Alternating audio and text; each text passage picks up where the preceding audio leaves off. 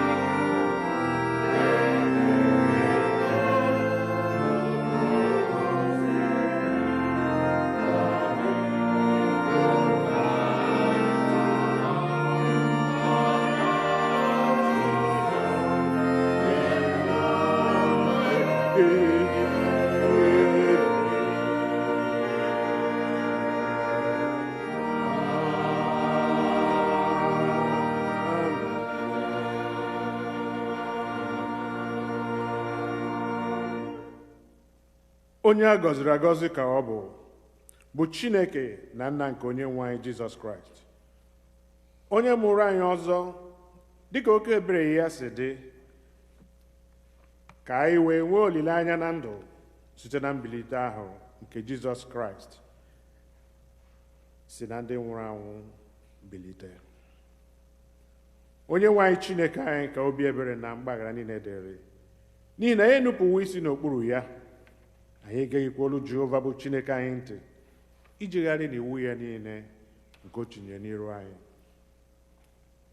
M ga-ebili jekwuru nna m ga-asịkwa ya, nna, emehiewo m megide eluigwe na n'iru gị, ekwesịghị m ka akpọ nwa gị ọzọ. Ọ bụrụ na anyị asị na anyị enweghị mmehie, anyị na-eduhie onwe anyị, eziokwu ahụ adịghịkwa n'ime anyị. Ọ bụrụ na ya ekwupụta mmehie anyị, ọ bụkwa onye kwesịrị ntụkwasị obi, bụrụkwa onye ezi omume, ka o wee gbaghara mmehie anyị ma sachapụkwa anyị n'ajọ omume anyị niile. Ụmụnna m hụrụ n'anya nke ukwuu, akwụkwọ nsọ na-ezi anyị n'ebe dị iche iche ka anyị kwere ọtụtụ mmehie anyị na ajọ omume anyị, ka anyị kwupụta ha, ka anyị ghara izobe maọbụ kpuchie ha n'iru nna anyị, n'iru Chineke bụ nna anyị nke eluigwe, nke pụrụ ime ihe niile, kama ka anyị kwupụta ha n'obi dị umeala, nke nwayọọ, nke nchegharị na nke ịnụ okwu, ka anyị wee nata mgbaghara mmehie anyị site n'obi ọma ya na ebere ya na-adịghị agwụ agwụ.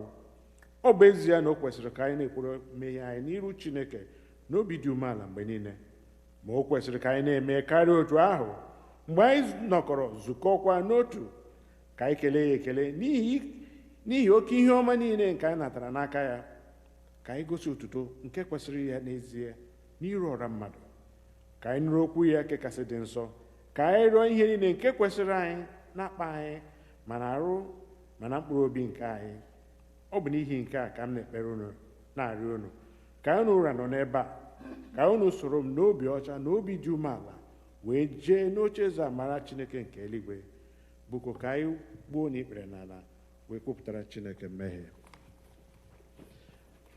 Ka mmadụ niile si, Nna anyị nke pụrụ ihe niile, onye keresi ebere, anyị ejehiewo kpapụ ụzọ gị dịka atụrụ furu efu.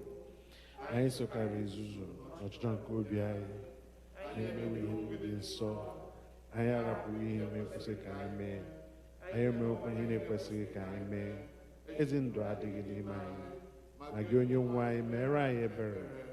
Anyị ndị ọjọọ ndị n'ime ebere. Chineke, rapụ ndị kwupụta ihe ọjọọ ha mere, weghachi ndị na-echegharị uche ha, dịkwa mkpa nke ikwere mmadụ n'ime Kraịst Jizọs bụ onye nwe anyị, wee na nke kasị ebere n'ihi ya, ka e wee zi ugbu a dịba ndụ n'ihi Chineke nke ezi omume, ndụ anya udo, otuto wee aha nsọ. Amen.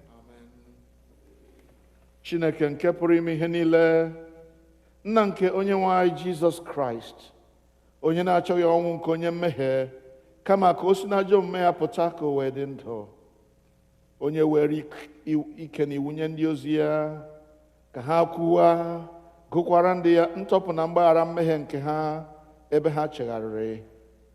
Ọ ga-agbaghara tọpụkwa ndị niile chegharịrị n'ezie, ndị na-ejighị aghụghọ kwere ozi ọma ya dị nsọ. N'ihi nke a ka anyị rịọ ya ka onye anyị ezi nchegharị na mmụọ nsọ ya, ka ihe niile nke anyị na-eme ugbu a tọọ ya ụtọ, ka ndụ anyị fọdụrụ wee si ugbu a na-adị ọcha na nsọ.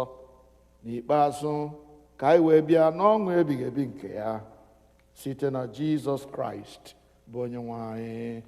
Amen. Nna anyị nke bi n'eluigwe, ka aha gị dị nsọ, ka alaeze gị bịa, ka eme ihe ị na-achọ dịka esi eme ya n'eluigwe, ka emekwa ya otu ahụ n'ụwa. Nye anyị nri taa nke ga-ezuru anyị ụbọchị taa. Gbaghara ihe ọjọọ niile anyị mere, otu anyị nwe anyị si gbaghara ndị mere anyị ihe ọjọọ. Edubala anyị n'ime ọnwụ, ma dọpụta anyị n'aka ajọ ihe, n'ihi na alaeze bụ nke gị, na ike na otuto mgbe niile mgbe niile. Amen. Onye nwe anyị, meghee egbugbere ọnụ anyị, ọnụ anyị ga-ekwupụta otuto. Chineke, zọpụta anyị ọsọ ọsọ. Onye nwe anyị, otuto dịrị Nna na Ọkpara na Mmụọ Nsọ, otu ọ dị ọ dị ugbu a, ọ ga-adịgide otu ahụ ruo mgbe ebighị ebi. Amen. Tobenụ onye nwe anyị. Abụ ọma nke dịrị ụbọchị taa, Abụ ọma 133, Psalm 1.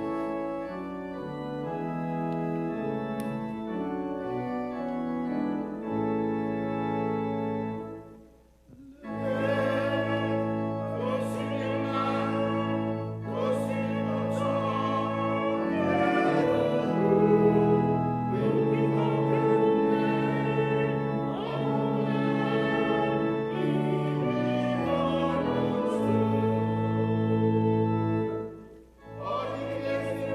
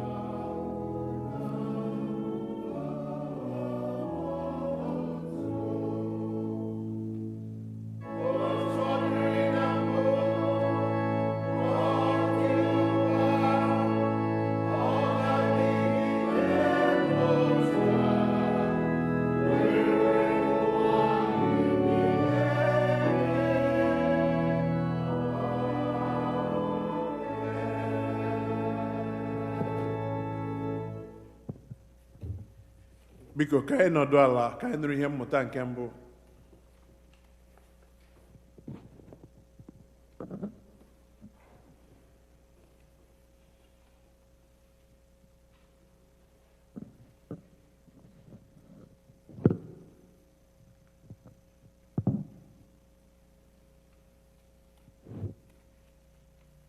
Ihe mmụta nke mbụ ụbọchị taa ga-esi na ọlụ ndị ozi isi nke 4 malite n'akara nke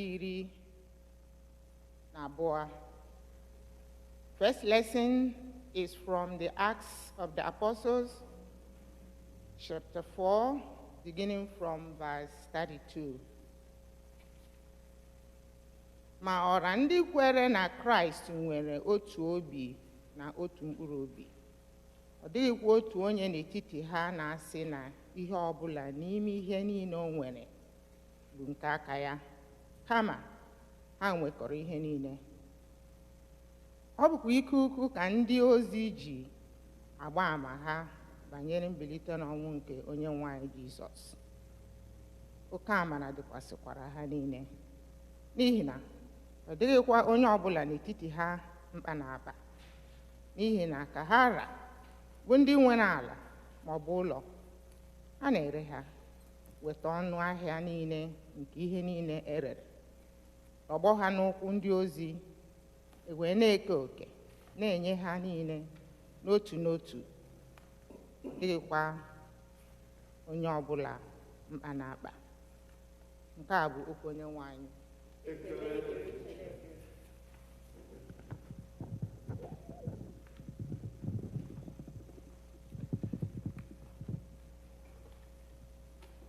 Deum Laudamus.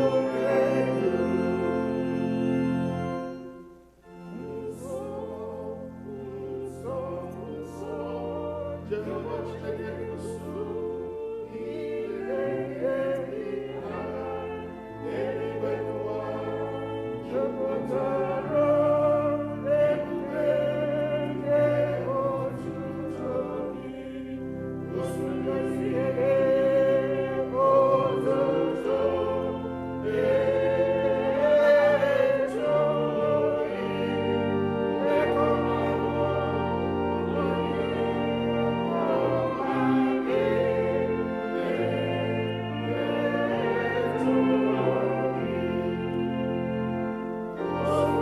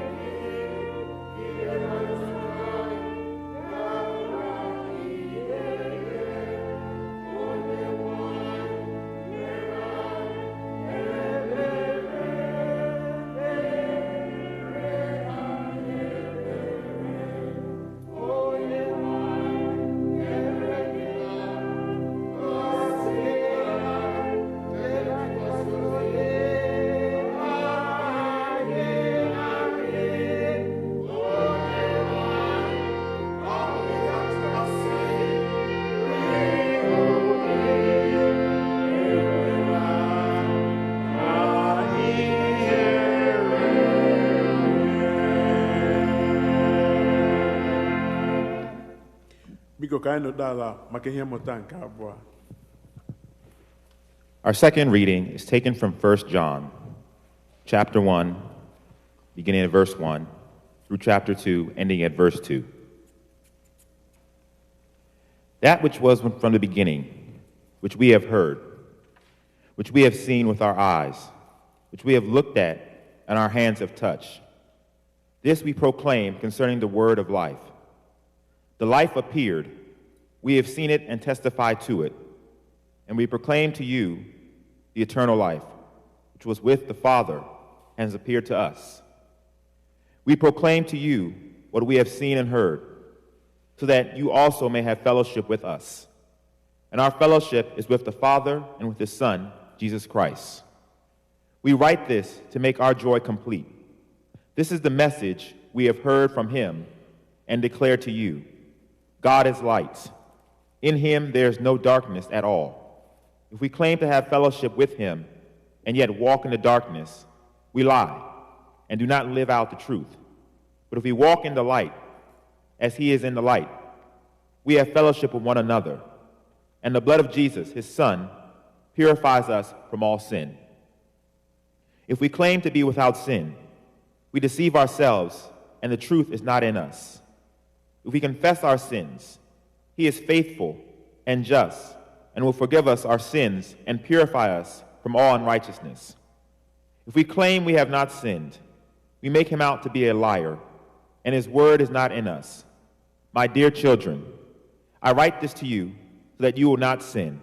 But if anybody does sin, we have an advocate with the Father, Jesus Christ, the righteous one.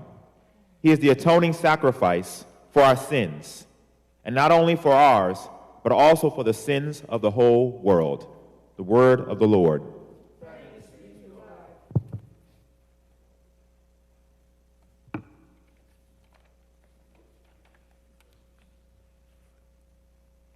Anyị ga-akwado nwa anyị maka ịnụ okwu Chukwu site n'ịbụ abụ 73, hymn 73.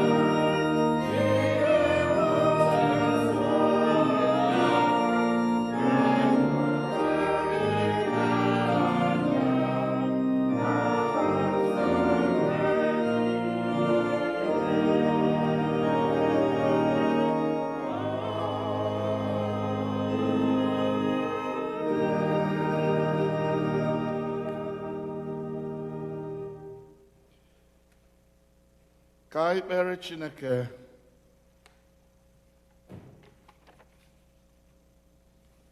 Chineke, okwu gị dị iduzi okwu anyị. Onye kwere okwu gị nwere ihe n'ọṅụ. Nye anyị amara ịnụ okwu a. Ịnụta ndụ ọ bụghị amamikpe. Nye anyị amara iti ya n'ọlụ. Bụ ndị kpọrọ oku ijere gị ozi ka o wesi otu a dịrị anyị mma n'aha Jizọs Kraịst bụ Onye-nwe-ayi. Amen. Hallelujah, Christ is risen. The Lord is risen indeed. Hallelujah. Let's do that again. Hallelujah, Christ is risen. The Lord is risen indeed. Hallelujah. That is the shout of victory that Christ won for us when he rose from the grave, putting to shame all his enemies, including death itself. You know, when Christ was crucified on the cross, I surmise that there may have been a great jubilation and even a party in hell. The devil and his cohorts rejoicing that they had got rid of the Son of Light. Little did they know that our God is the God who keeps quiet and yet has the last word. Hallelujah.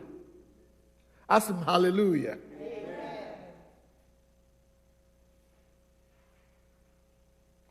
Then on that resurrection morning, the bands of death were broken.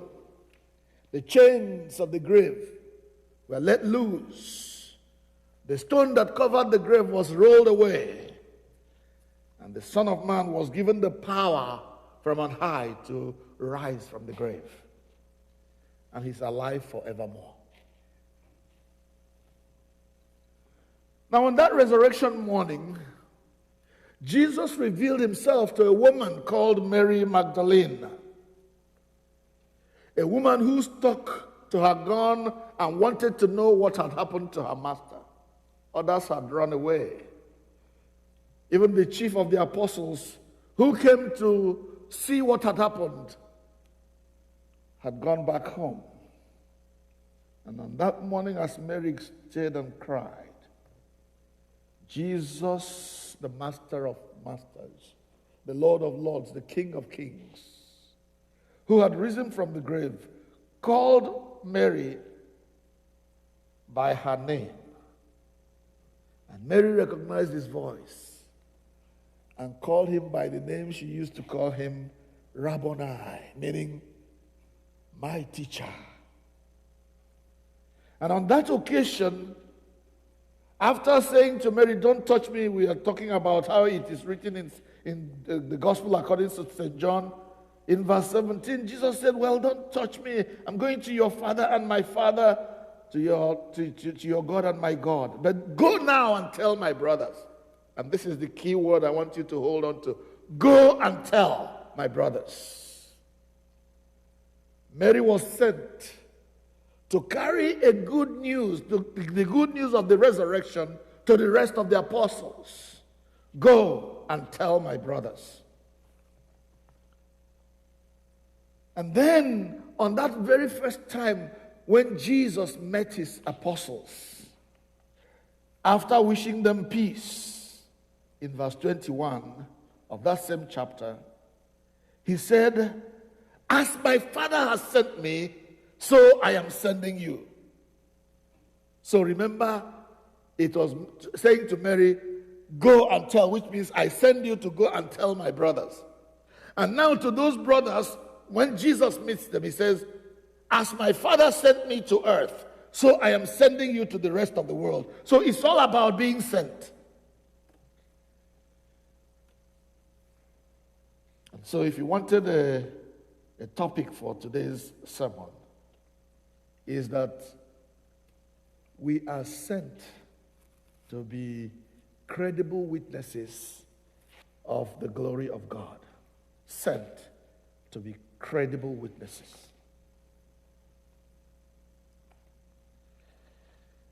And so we hear the Apostle John himself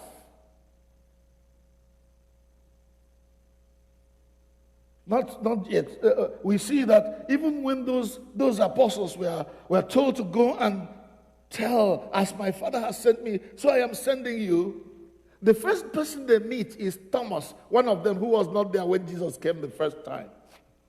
And when they saw Thomas, they said to him, Thomas, brother, we have seen the Lord. That's what we read in verse 20 and verse 18 of that same chapter. Thomas, we have seen the Lord. And we know what Thomas said.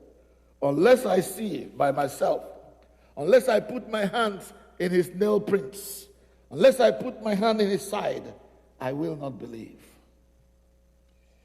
And Jesus, when he came the 8th day, again, when Thomas was now with them, he said to him, Thomas, come, reach out here, touch my wounds. And then Thomas said, my Lord and my God. Jesus said something profound to him, which is also talking to us about faith. Jesus said to Thomas, do you now believe because you have seen me? Because you have put your hands in my wounds? He says, blessed are those who have not seen, and yet they have believed. This is faith that Jesus is emphasizing, that you need to have faith.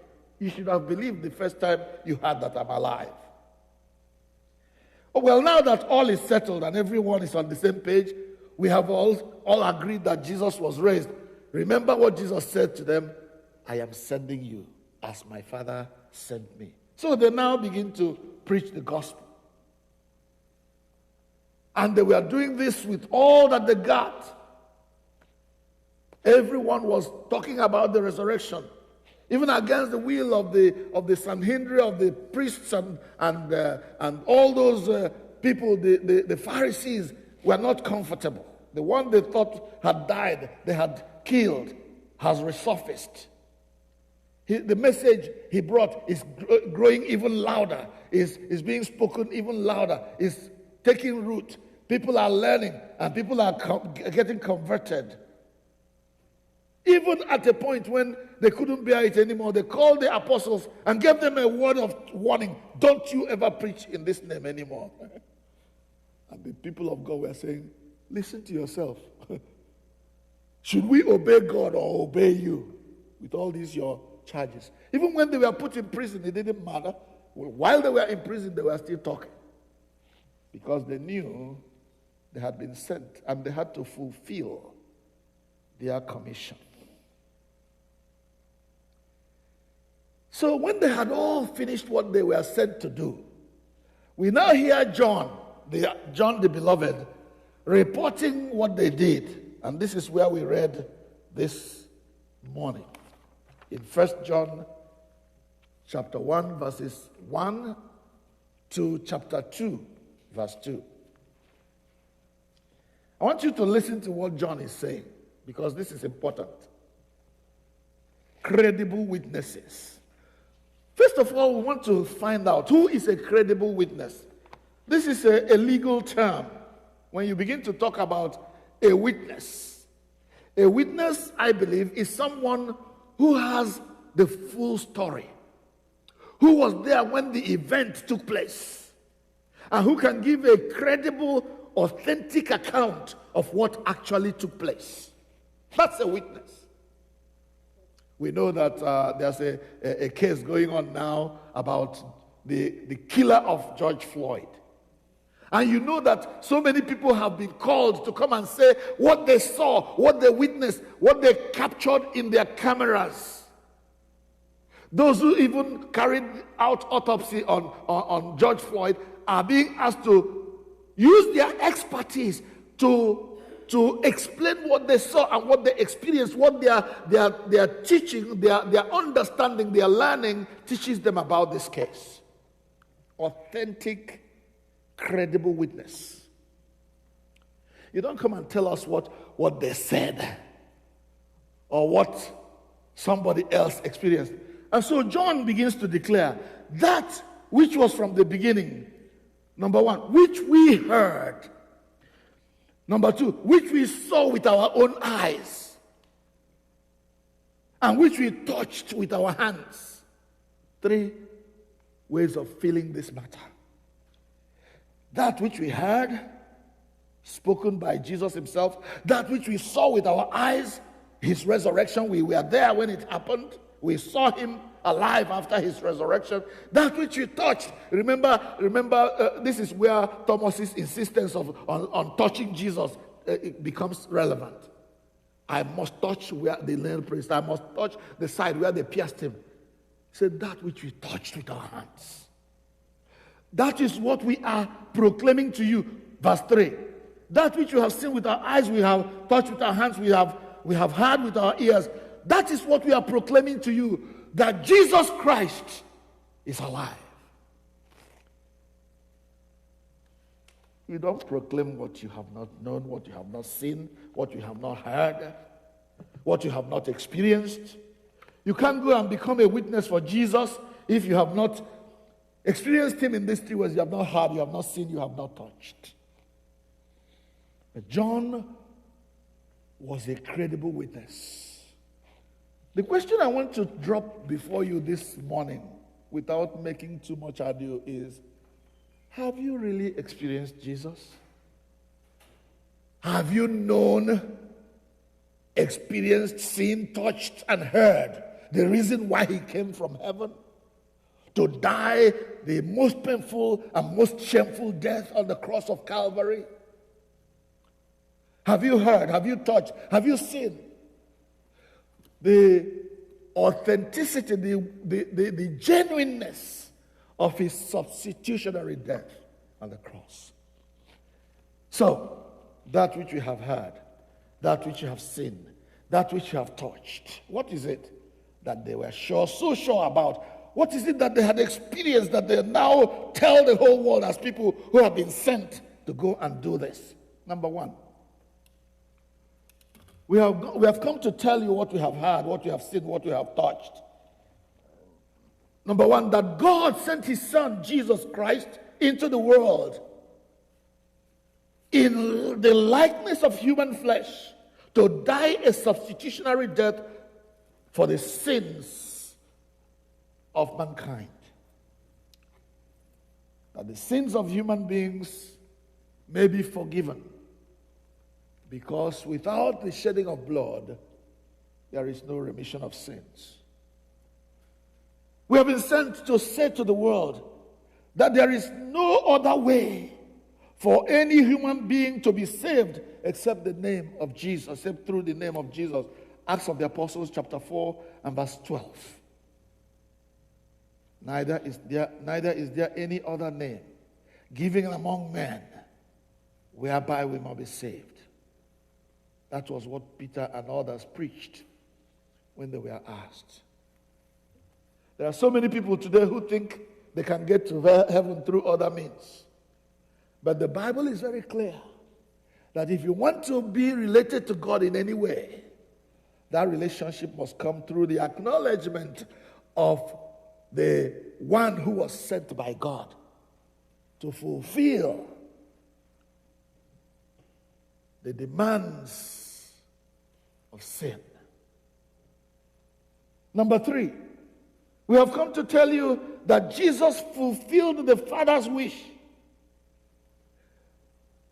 When he was on the cross, he shed his blood there on Calvary. And as he was dying, he said, "It is finished," meaning the sin debt has been paid in full, meaning the work of salvation has been completed, meaning that everyone who now believes can be saved. He was buried, and on the 3rd day he rose again, and now sits at the right hand of the Father, making intercession for the saints. Those who believe will be saved. Number 4, we have come to witness to you that now whoever believes in him and in his finished work on Calvary will never perish, will never be punished for the sins they committed, because they have believed that the death of Christ is sufficient to carry away their sins. And so John writes in John chapter 1 verses 11 and 12. He came to his own, and his own did not receive him. But as many as received him, he has given the power to become the children of God. Hallelujah. He has given the power to become the children of God. The same John 3:16. God so loved the world that he gave his only begotten Son, so that whoever believes in him should not perish but have everlasting life. That's what we have come to tell you. That is authentic. That is credible witnessing. That's exactly what happened. That on the basis of our personal experience of what Christ has done for us, of our personal experience of being forgiven our sins through the death of Christ on Calvary, we can now invite others to come and experience the same. Because we know it is true, because we have experienced it, we have known it, we have learned it, we have read it. It is true. That is what we have been sent by the risen Lord Jesus to tell the world. As my Father has sent me, so I am sending you. And so the church owes it as a duty, henceforth, to never be ashamed of proclaiming that Jesus is risen, and that both his death, his resurrection was for me, was for you. Everything Jesus did, when he cried, "It is finished," he meant that your sin has been done away with, that the work of salvation has been completed, and you can now walk in victory over sin, in victory over the devil, in victory over the world. So I invite all of us who call ourselves Christians, who call ourselves people who have known the Lord. There is a call upon our life. As my Father has sent me, so I am sending you, each one of you. Jesus is speaking. The risen Lord is speaking. He's inviting you to join the army of credible witnesses, to go forth and tell the world that Christ is risen. And he is risen for the salvation of humankind. Hallelujah! Christ is risen. The Lord is risen indeed. Hallelujah.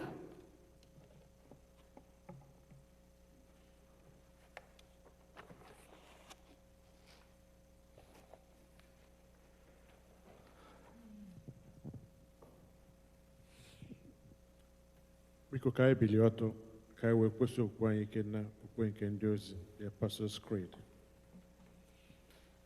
Ka mmadụ niile sị, ekwe m na Chineke bụ nna nke pụrụ ime ihe niile, onye kere eluigwe n'ụwa.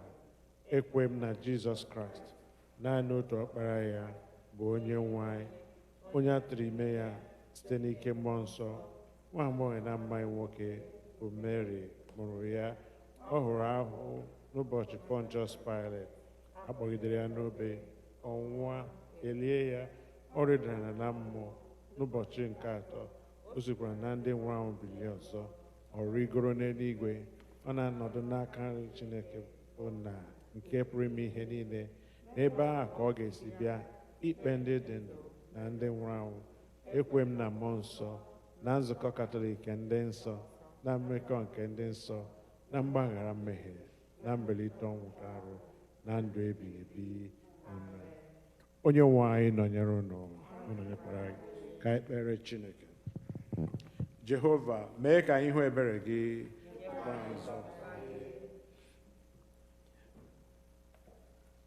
Jehova, dọpụta ndị na-achị obodo anyị. Jehova, were ezi omume yikwasị ndị ozi gị, ekwe aka ndị rọtụ. Jehova, zọpụta ndị nke gị, gọzikwa ihe. Jehova, nye udo na mgbe anyị, ịnọdụ ọzọ. Chineke, mee ka obi anyị dị ọcha n'ime anyị. Sọnde nke mbụ ka Ista gara, Colet nke dịrị ụbọchị taa. Nna nke pụrụ ime ihe niile, onye weruru naanị otu ọkpara ị nwere nye ịnwụ n'ihi mmehie anyị, na ibili ọzọ n'ihi ịgụ anyị na ndị ezi omume, kwee ka isi otu a wepụ ihe ịkọ achịcha nke bụ obi ọjọọ na ajọ ọlụ, ka anyị wee na-ejere gị ozi mgbe dum n'ịdị ndụ dị ọcha na eziokwu, site n'ọlụ ọma nke otu onye ahụ, bụ ọkpara gị Jizọs Kraịst Onye-nwe anyị. Amen. Kọlet nke abụọ n'ihi udo. Chineke onye wetara udo, onye hụrụ ịdị ruo otu n'anya, onye nke ịmara gị bụ inwe ndụ ebighị ebi, onye ofufe anyị na-efe gị bụ ịpụzụ n'oru dum, na-alụrụ anyị ọgụ bụ ndị ọrụ gị dị umeala n'obi na mmegide niile nke ndị iro anyị, ka anyị ghara ịtụ egwu ike onye ọbụla nke na-emegide anyị, ebe anyị tụkwasịrị obi na gị ga-alụrụ anyị ọgụ site n'ike Jizọs Kraịst bụ Onye-nwe anyị. Amen. Kọlet nke atọ n'ihi amara. Jehova nna anyị nke eluigwe, Chineke nke pụrụ ime ihe niile, nke dị ndụ ebighị ebi, onye wetara anyị n'udo wee ruo n'ụtụtụ ụbọchị taa, were ike ikwu gị lụọra anyị ọgụ n'ime ya, kwee ka anyị ghara ịdaba na mmehie ọbụla taa, ka anyị ghara ịgbaba n'ụzọ ọbụla bụ ihe ize ndụ, maka ewee dozie omume anyị niile site na nchịkọ nke gị, ime ihe ziri ezi n'anya gị mgbe niile, site na Jizọs Kraịst bụ Onye-nwe anyị. Amen. We will continue our prayers in English with the prayers of the people.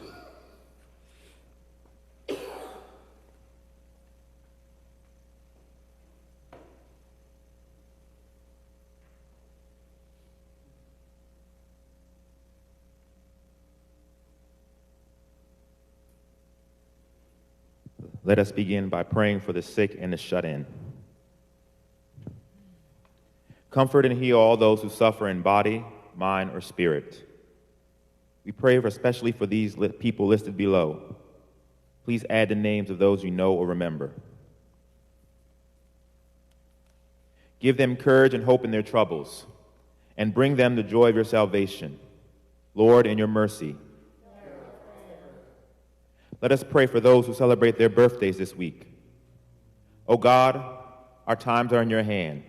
Look with favor upon these your servants as they begin another year in their lives this week. Grant that they may grow in wisdom and grace and strengthen their trust in your goodness all the days of their lives. Lord, in your mercy. We pray for those who celebrate their marriage anniversaries this week. O God, you have so consecrated the covenant of marriage that in it is represented the spiritual union between Christ and his church. Send therefore your blessings upon your servants who celebrate their marriage anniversaries this week, that they may so love, honor, and cherish each other in faithfulness and patience, in wisdom and true godliness, and that their home may be a haven of blessing and peace. Lord, in your mercy. We pray for the remembrance of those and the families of those who have died in the faith of Christ. Almighty and eternal God, from whose love in Christ we cannot be parted, either by death or life, hear our prayers and thanksgiving for these people, who we remember this day, fulfill in them the purpose of your love, and bring us all with them to your eternal joy. Lord, have mercy on those who mourn, who feel numb, who are crushed, and filled with pain of grief because of their loss. Grant that they may know the consolation of your love. Lord, in your mercy. Hear our prayers in these times of difficulty. O God, our refuge and strength, a very present help in trouble, in this challenging and uncertain time during a global pandemic and a public health crisis. We come before you offering our prayers on behalf of those in need, the church, and the world. Let us pray for the church. Let us pray for the Holy and Apostolic Church, the Episcopal and Anglican communions, other churches in the world, and especially our church, All Saints Igbo Anglican Church, that they may not grow weary of proclaiming the gospel of Christ, but serve as a beacon of hope to a suffering world. We pray for Michael, the presiding bishop and the primate of the Episcopal Church, Henry, the primate of the Nigerian Anglican Communion, Mary Ann, the bishop of the Episcopal Diocese of Washington, and all the bishops and their clergy, especially Clinton, our priest in charge, and all who minister in your name. Keep them fearless in proclaiming your word and works, and make them to be lights in the darkness. Lord, in your mercy. Give your world the courage to give up war, bitterness, and hatred, and to seek peace. We pray for all the leaders of the world. We pray especially for the President of America and the President of Nigeria, that these leaders and the leaders of other nations of the world may be led by your wisdom, that they may search your will and see it clearly. May the shoulders of the risen Jesus, once scourged by soldiers, bear the burden of political and military conflict in our world. Lord, in your mercy, hear our prayers for the families. Give us the courage to give up quarrels, strife, and jealousy in our families, neighborhoods, and communities. We pray especially for All Saints congregation, for those who are present here, and for those who are absent or at their homes, that we may be delivered from hardness of heart and show forth your glory in all that they do. May the presence of the risen Jesus, his body once broken and now made whole, bring peace and direction as we live with one another. Lord, in your mercy, give us the courage to give up selfishness as we live for others, and to give time, care, and comfort to the sick. We pray especially for all who are sick with the coronavirus, that they may have access to the care and treatment they need. May the wounded hands of Jesus bring his healing touch to all who are sick with the disease. Give us the courage to give up our fear of death and to rejoice with those who have died from the disease all over the world. May the feet of the risen Jesus, once nailed to the cross, walk alongside the dying and bereaved in their agony, and walk with us all in your church through death to the gate of glory. Lord, in your mercy. Heavenly Father, you have promised through your Son, Jesus Christ, and when we meet in his name and pray according to his mind, he will be among us and hear our prayers in love and mercy. Fulfill our desires and give us your greatest gift, which is to know you, the only true God, and your Son, Jesus Christ, our Lord. Amen.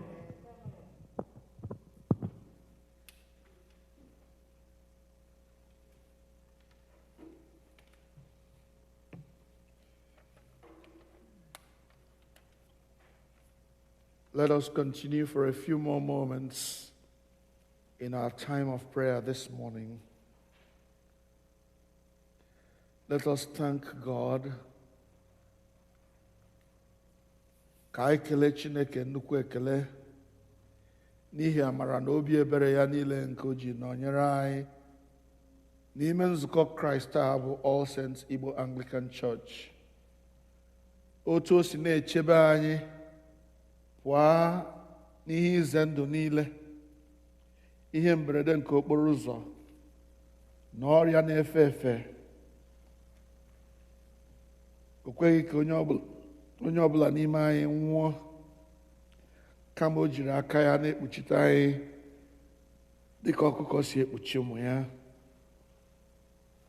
Anyị na-enye ya ekele. Taa, otu nwanne anyị nwaanyị rịọrọ ka anyị cheta ya na nwa ya nwaanyị n'ekpere n'ihi njem ha ga-aga n'oge na-eteghị anya.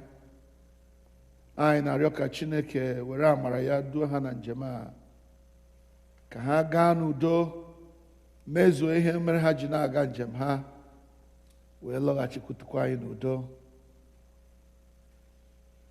Ọ bụghị naanị anyị na-echetakwa nwanne anyị nwoke bụ Emmanuel Njoku, onye ga-ala Naịjirịa maka olile ụmụnne ya na ndị ezinụlọ ha ndị hapụrụnụ. Anyị na-arịọ ka Chineke anyị duo ụmụ ya ndị a ndị na-aga njem ndị dị otu a. Ezi Chineke anyị na onye kwesịrị ntụkwasị obi, agị bụ mkpanaka nke onye ije, onye ọbụla tụkwasịrị gị obi naghị ekwe ka ihere mee ya. Anyị na-arara ụmụ gị ndị a, nwanne anyị nwaanyị na ada ya nwaanyị, nwanne anyị nwoke Emmanuel na ndị ọzọ niile anyị jiri ndị a mere mgbakwasị okwu na ekpere bụ ndị ije. Ọbụnadị nwanne anyị nwaanyị bụ ada Mama Adeline Anamelechi, onye ga-aga maka olili di ya na nne di ya. Anyị na-arịọrọ ụmụ gị ndị a niile na-etinye n'aka gị, eze nke ndị eze na onye nwe ndị nwe mmadụ, ka ị duru ha n'udo na ndokwa gaa njem ha na-enweghị mmekpa ahụ ọbụla, mezuo ebumnuche ha ji na-aga njem ha, wee lọghachikwutukwa anyị n'udo. Mere anyị nke ezi Chineke anyị n'ihi na ọ dị anyị mkpa. anyị na-arịọ gị ka ị were ọbara Jizọs mee ka ụzọ ha guzozie, ka ha ghara ịdaba n'aka ihe ize ndụ ọbụla na ime njem ha, ka ị kpuchie anya ndị mmehie na anya ndị ọjọọ n'ebe ha nọ, ka ha ghara ịhụ ha, ka amara gị duru ha na njem ha, ha mezuo mkpa ha niile. Oge ha ga-alọtakwa, Chineke biko dulatara anyị ha n'udo. Anyị arịọ n'aha Jizọs Kraịst bụ Onye-nwe anyị. Amen. Ka anyị kpee ekpere n'ihi obodo anyị bụ Naịjirịa, n'ihi oke mgbaghasa na amaghị eme na-eme n'ebe ahụ, oke ogbugbu na ịla n'iyi, ịla ndụ n'iyi nke na-eme n'ala anyị n'oge dịka oge a. Ka Chineke anyị were amara ya laa ọrụ niile nke ekwensu n'iyi, kwada omenala niile ezighị ezi ya na ikpere arụsị.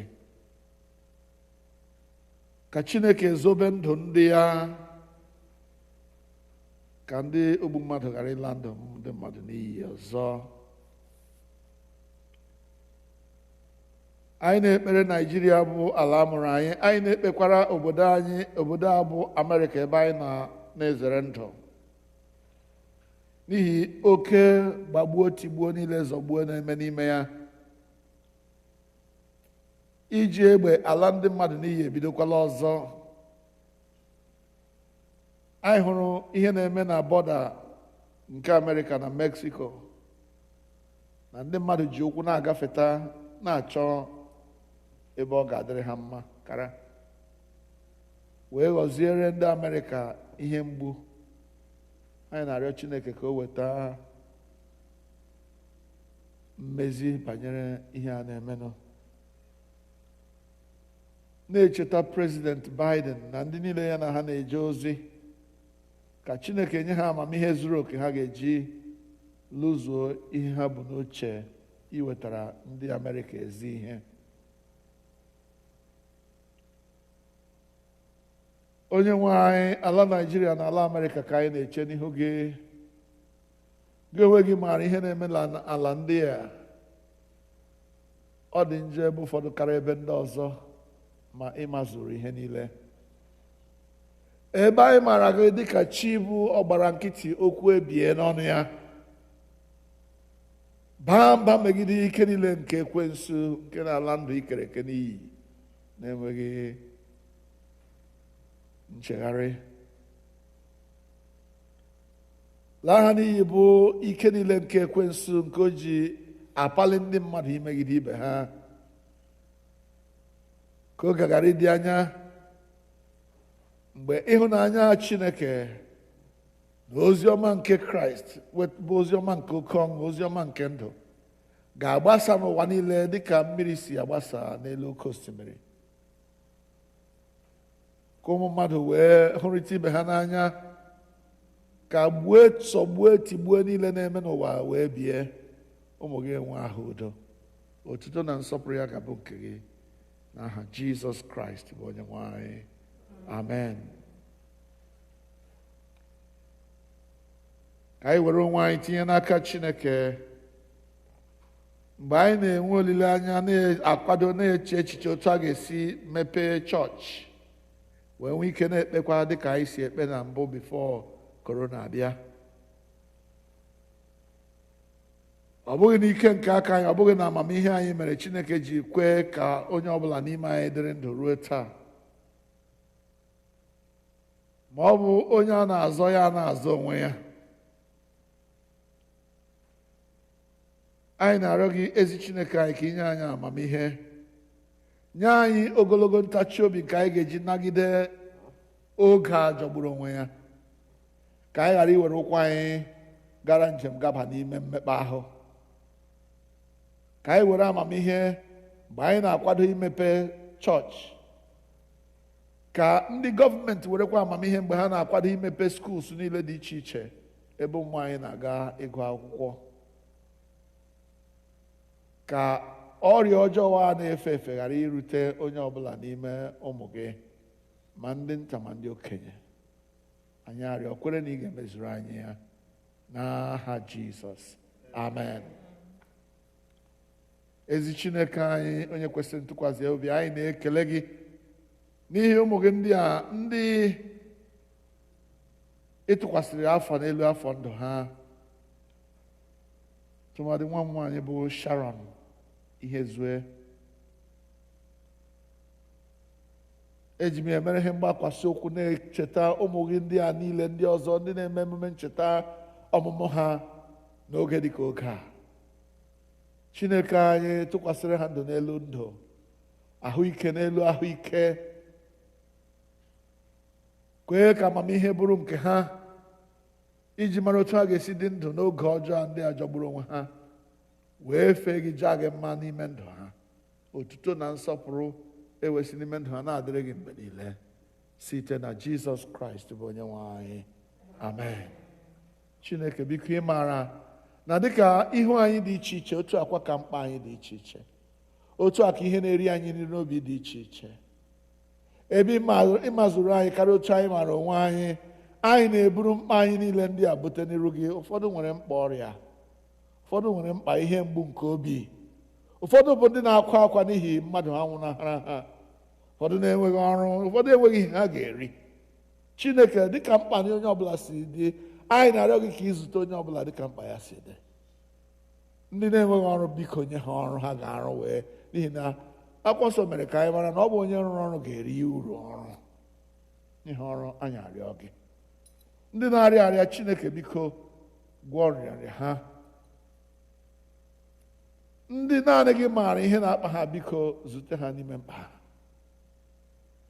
Ezinụlọ niile nwere mkpa, gboro ha mkpa.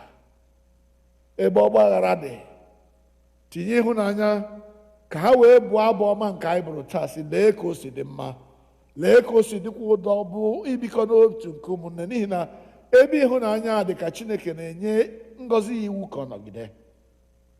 Chineke biko kwee ka ịhụnanya na ịdị n'otu dị n'ezinụlọ niile.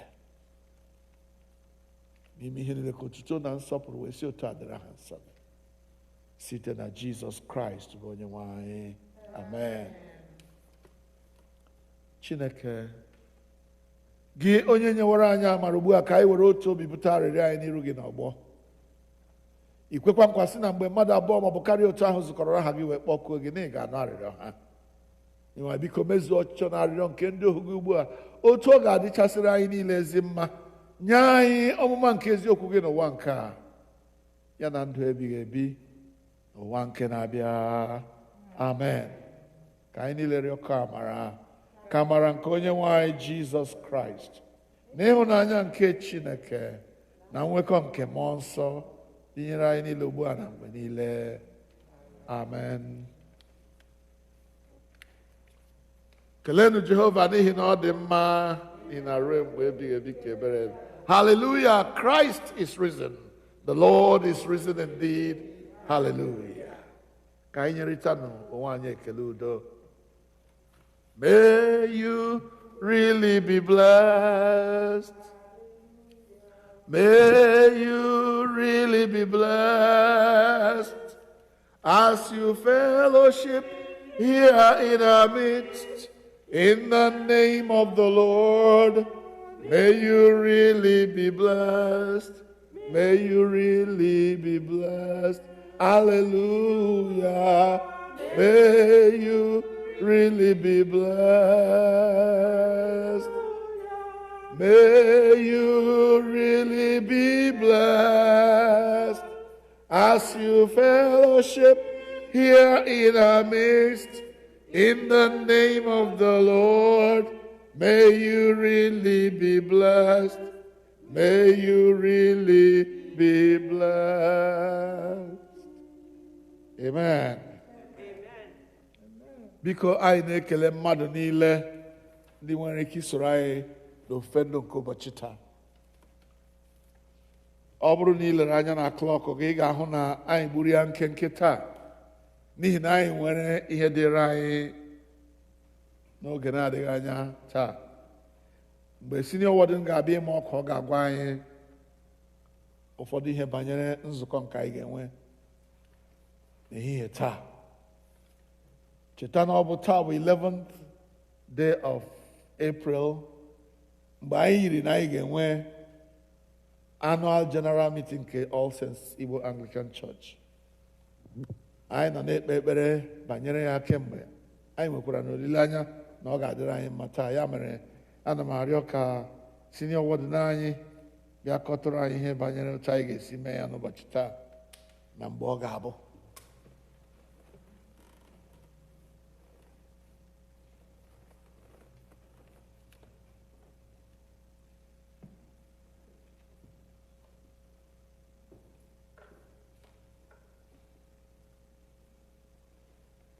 All praise be to God. Hallelujah. My money. I'll be brief. So, meet tonight, annual meet tonight with today at 2 p.m. on Zoom. The meeting package, which includes the agenda, minutes, financial reports, so on and so forth, has been sent out already, sent out this morning. To your email. If as long as you've pledged for 2021, you should have received that package as well as the link to register. That was to join, to register for the Zoom. That was sent out this morning. If by chance you did not receive that link and you know that you have pledged, then another message that was sent out to our All Saints Forum. If you've pledged, but for some reason you didn't receive the package, anyway, contact information there. So please use that contact, email, or even text message, and indicate that you didn't receive the link. But that's if you pledged. Of course, you have to pledge to participate. So you should have gotten that, and the meeting is scheduled for 2 p.m. I would actually suggest, if it's possible, for you to join at 1:30, just to make sure you don't have any issues in joining. So I would prefer by 1:30, go ahead and click that link and join and go through the process. This is a membership meeting, so we need to keep track of everybody who is present. So this link is a little bit different. Once you click it, it will actually ask you for your name and information before you actually get the link to join the meeting. So it's just for us to be able to keep track of who is there, because we need to know who is there for this meeting. It's not open for everybody, only for pledging members. So it's important, if it's possible, for every adult in each household that's pledging to participate in the meeting. So you may only have one email, so you may just get the package in one email, but each adult in that household, it's preferred for you to be on a separate device. That way we can account for your presence and you can fully participate. That's laptop, tablet, phone. Every adult should be on their own device, if possible, so that you can have full participation. I don't have much else, so we'll see you all at the meeting at 2 p.m. on Zoom. All praise be to God. Amen.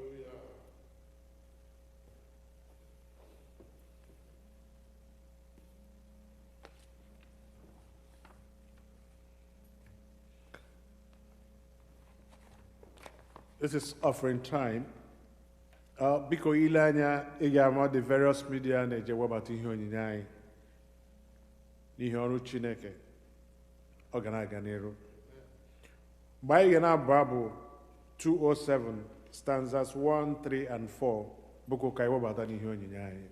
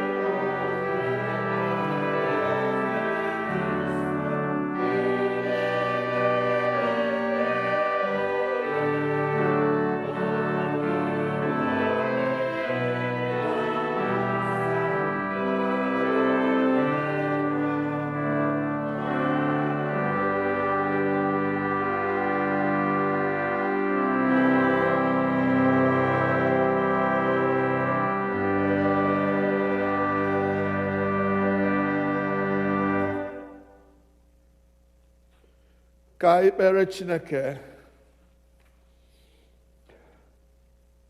Anyị na-enye gị ekele, anyị na-ebuli gị elu, anyị na-asọpụrụ aha nsọ gị Chineke anyị, onye kwesịrị ntụkwasị obi. Nọọ masịrị gị ịkpọ anyị oku ka anyị bụrụ ndị na-agbasa ozi, ndị na-egosi ụwa niile onye ịbụ site n'okwu anyị na omume anyị na akparamagwa na ije anyị. Onye-nwe anyị na-ekwupụta mmehie anyị sị na anyị adawo gị, anyị emezighị dịka isi chọọ, ma nyere anyị aka Nna nke eluigwe ka anyị bụrụ ndị ọ na-agụ agụ mgbe niile ịbụ ndị ama gị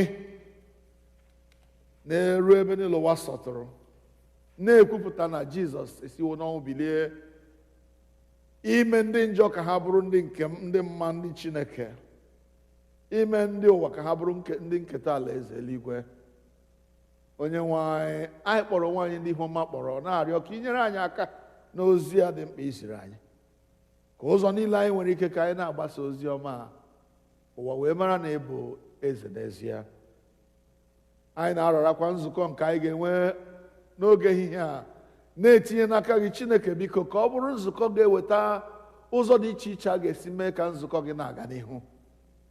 Nzukọ Kraịst bụ All Saints Igbo Anglican Church na-aga n'ihu, na-aga nke ọma, na-ada ụda, na-adọta mkpụrụ obi inye onye nzọpụta anyị Kraịst. Gọzie nzukọ a n'ụbọchị taa, gọzie ụmụ gị niile ndị ga-ekere òkè n'ime ya, ka o wee bụrụ nzukọ pụrụ iche nke a ga-eji nye aha nsọ gị otuto. Anyị na-ararakwa izu nke anyị batara n'ime ya taa, na-etinye n'aka gị ka ọ bụrụ anyị izu ọma, na ọpụpụ anyị na mbata anyị bụrụ eze na onye nche anyị. Otuto na nsọpụrụ, mbuli elu na nkwanye ugwu ga-abụ nke naanị gị, site na Jizọs Kraịst bụ Onye-nwe anyị. Amen. Ka udo nke Chineke nke karịrị nghọta mmadụ chebe obi unu na echiche uche unu na ọmụma na ịhụnanya nke Chineke na nke ọkpara ya Jizọs Kraịst bụ Onye-nwe anyị. Ka ngọzi nke Chineke nke pụrụ ime ihe niile, onye bụ Nna na Ọkpara na Mmụọ Nsọ, dị n'etiti unu, dịnyekwara unu ugbu a na mgbe niile ebighị ebi. Amen.